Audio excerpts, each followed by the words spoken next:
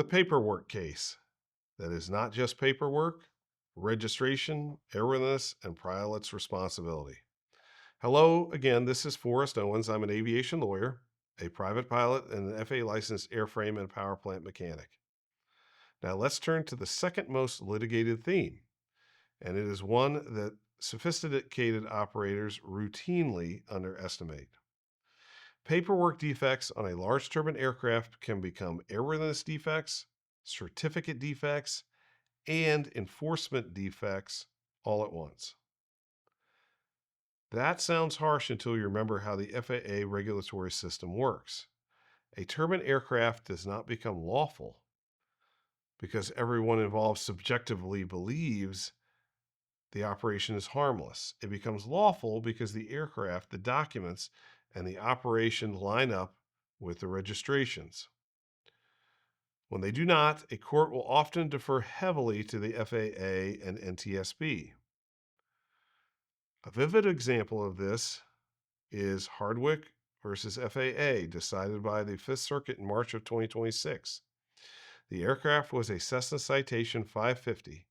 Its owner had changed the tail number from 550 Mike Echo to 550 Mike Kilo, obtained new registration documents, but did not obtain a new airworthiness certificate reflecting the new registration because additional inspection work was still needed. The physical tail number was then altered back to the old with tape, and the aircraft carrier carried a mix of old and new documents. That fact pattern almost sounds absurd, which is one reason it is so useful for teaching. Many aviation professionals hear a story like that and think that is just an administrative mismatch. The Fifth Circuit didn't treat it this way. The FAA inspectors warned the pilot that further operation would violate the regulations. He flew the returning leg anyway. The FAA suspended his license for 150 days. The NTSB affirmed, and the Fifth Circuit denied review.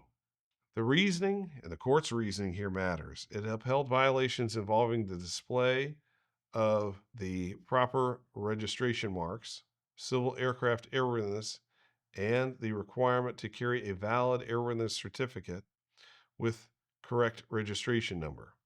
It also rejected the idea that the pilot could escape responsibility by relying on the owner's explanation. So, in other words, a professional pilot flying a turbine aircraft was expected to independently confront the regulatory problem, not merely inherit someone else's paperwork story. Why is this so important for large turbine aircraft?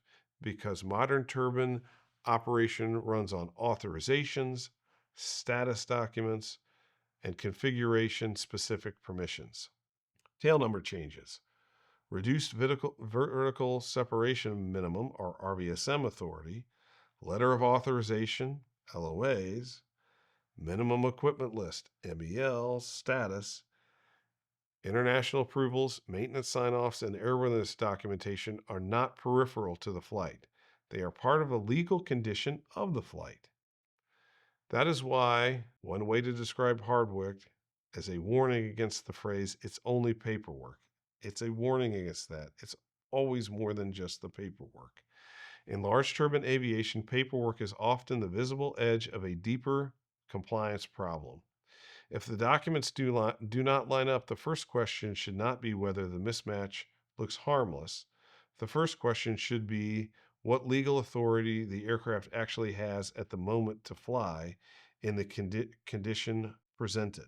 A related point emerges when you put Hardwick next to the earlier RVSM and authorization cases in this area. Courts have repeatedly been unreceptive to the idea that a pilot can solve a documentation problem by trusting the operator, the owner, or an outdated set of paperwork. That is especially true where the pilot was on notice that something was wrong. Once notice existed, continuing flight can look less like a mistake and more like disregard. That's what you had here, was disregard. This is one of the great misunderstandings in business aviation. Sometimes owners sometimes assume the pilot owns the problem. Pilots sometimes assume the owner or manager owns the problem. Managers sometimes assume maintenance or registry council owns the problem. The cases teach us the opposite lesson. The FAA can divide the responsibility among several actors. The person in the left seat may still face certificate action, meaning the pilot in command. And there's a second practical reason these cases matter. They're not limited to bizarre fact pattern.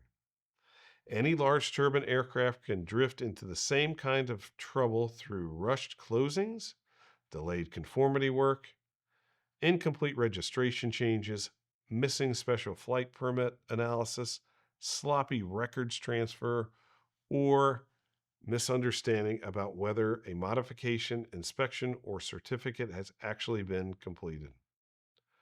High-end operations often create a false sense of procedural reliability precisely because so many people are involved.